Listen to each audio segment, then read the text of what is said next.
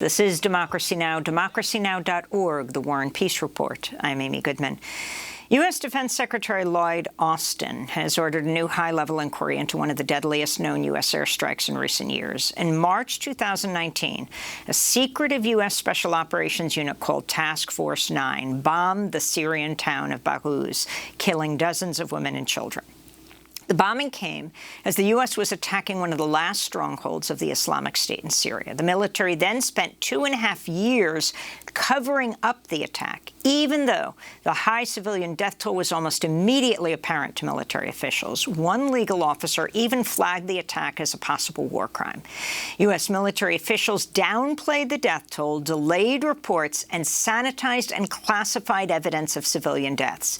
U.S.-led coalition forces also bulldozed the blast site. The Pentagon reopened its investigation only after the New York Times exposed what happened. This comes as U.S. Central Command acknowledged Sunday that civilians may also have been killed last week when a U.S. drone strike targeted an alleged al-Qaeda leader. We're joined right now by Priyanka Motaparthy, director of the Project on Armed Conflict, Counterterrorism, and Human Rights at Columbia Law School. She recently co-wrote a letter to Defense Secretary Austin calling on him to review the civilian death toll of U.S. airstrikes in Yemen in light of the military cover-up in Syria. Professor, welcome to Democracy Now! It's great to have you with us. Why don't we start off with Syria? I mean, what it took to get this official investigation. Explain exactly what you understand happened in March of 2019. Of course. Thank you for having me, Amy.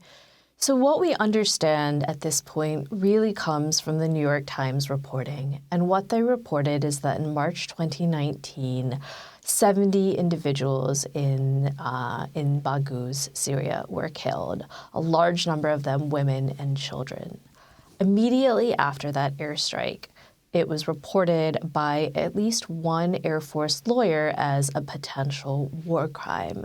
And yet in the period between then and now, it seems like every effort to investigate this strike, to report it up the chain, to have very serious review happen of what occurred in this strike, of why these women and children were killed, to determine their status and whether or not this was a war crime, it seems like at every step, these investigations failed, the efforts to report them failed, the efforts to draw attention to this very serious incident have failed.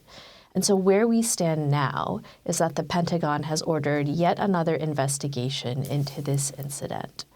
But what we really need to see is, for this investigation to be credible, for it to be meaningful in any way, it will have to be different from any investigation we've seen at this point, whether that is into what happened in Syria or really any investigation they've carried out elsewhere as well.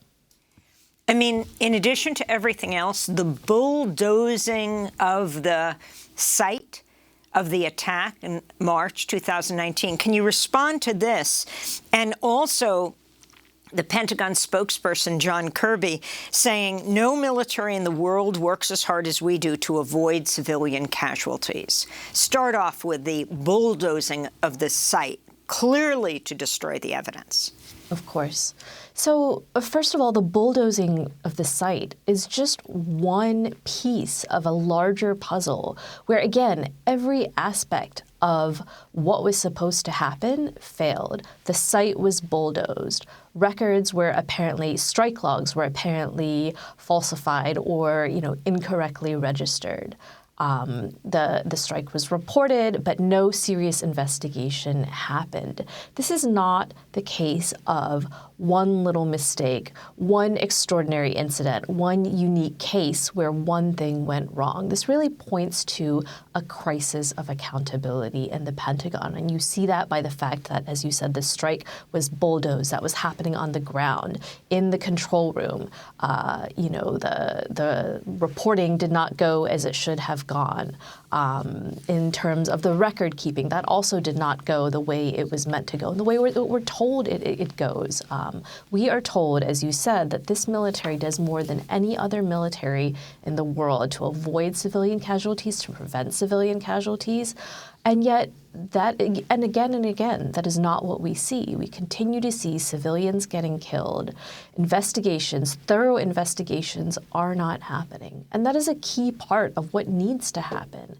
How can you say that your military is doing more than any other military in the world when you're not doing the basic elements needed to properly investigate what happens, why civilians are getting killed, and taking the basic steps to ensure that it doesn't happen again? If you are not properly investigating these types of incidents, then you are not able to make the corrections you need to make to ensure that civilians don't get killed in the future. And that is why we are looking not just at what happened in Baghouz, but really, a 20-year record of civilian harm that has happened in Syria, but also in places like Afghanistan, Yemen, Somalia, elsewhere on the And I want to talk about Yemen in a minute, but can you talk about this secretive U.S. Special Operations Unit called Task Force 9 that carried out this particular attack?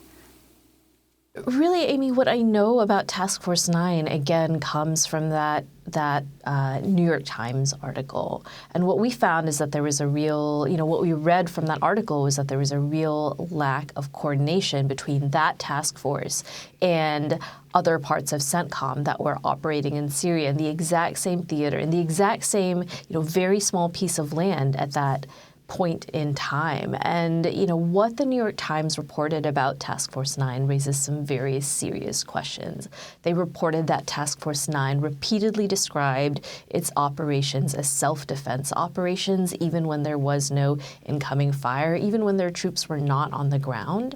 And a number of other concerns as well were raised in that article. So certainly, part of this investigation needs to be looking into what this particular task force was doing, not just in this one incident, but really in the variety of incidents, the variety of operations it was carrying out. Because it's very hard from reading this article, when I read this article, it was very hard to think this is an isolated problem. It does not appear to be an isolated problem because it's very hard to imagine these types of mistakes happening just as one-off incidents. You mentioned other countries. Let's talk about Yemen. Late last month, the Saudi-led military coalition launched air raids on the capital Sana'a with reports of massive explosions in the city's northern neighborhoods. Saudi officials said they were targeting Houthi military sites in retaliation for the rebel group's earlier drone strikes on sites in Saudi Arabia, including a major oil hub in Jeddah. The latest violence coming after thousands of people marched through the streets of Sana'a protesting U.S. support for the Saudi-led military coalition. We, the Yemeni people, took to the streets today to denounce the military escalation carried out by America, the economic blockade, and the continuation of aggression. We had thought that when Joe Biden took office, he would keep his promises on stopping the war in Yemen and open the airport in Sana'a. It turned out that all that talk was a lie. Talk about what's happening in Yemen, Professor Priyanka Motaparthy. Of course. So the war in Yemen is in its 7th year. And let's remember that this is, first of all, there is the war that we are all familiar with, that we see, daily in the news, which has caused the massive humanitarian crisis, which has caused thousands of civilian casualties, and where the U.S. has played a key role supporting the Saudi-led coalition. Support that, by the way, continues to this day and under this administration. Arms sales to Saudi Arabia continue. Counterterrorism partnerships with the Emirati government continue. There's really been no accountability for what has happened in Yemen, for the war crimes, potential war crimes committed by all parties to this conflict. And the U.S. has done, in terms of the U.S. role there, the U.S. has played a very harmful role in supporting this conflict at the same time as it's trying to serve as a peace broker. So certainly the U.S. has a lot to do in terms of looking at the harmful nature of its support to the conflict in Yemen and really trying to rejigger what's happening there. And the role overall of the U.S. in Yemen, and who you think needs to engage in this investigation when we're talking about one of the world's worst humanitarian crises in the world. Yes, of course. So first of all, the U.S. is, supporting the Saudi-led military coalition. And let's also remember that the U.S. is carrying out its own military operations in Yemen, its own counterterrorism operations in Yemen, targeting what it describes as al-Qaeda targets, potential ISIS targets. And so there have also been civilians killed in those strikes that we have reported to the Pentagon. So the U.S. both has work to do looking at its role in supporting one aspect of the conflict, but it also has work to do examining and really being transparent about its role directly carrying out military operations in Yemen. You mentioned Somalia. What most needs to be investigated there? Again, as in Afghanistan, as in Syria, as in Yemen, in Somalia as well, there have been many incidents where independent observers, journalists, and human rights groups have reported civilian deaths and civilian injuries, as well as other civilian harm in U.S. operations in Somalia.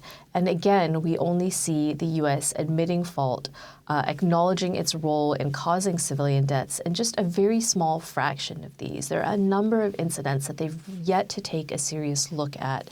And we are not aware of any harm, any amends, any compensation being paid to families where they have acknowledged causing deaths, killing members of those families. And Afghanistan, as you mentioned, I mean, we all now know about this drone attack in the last days of the U.S.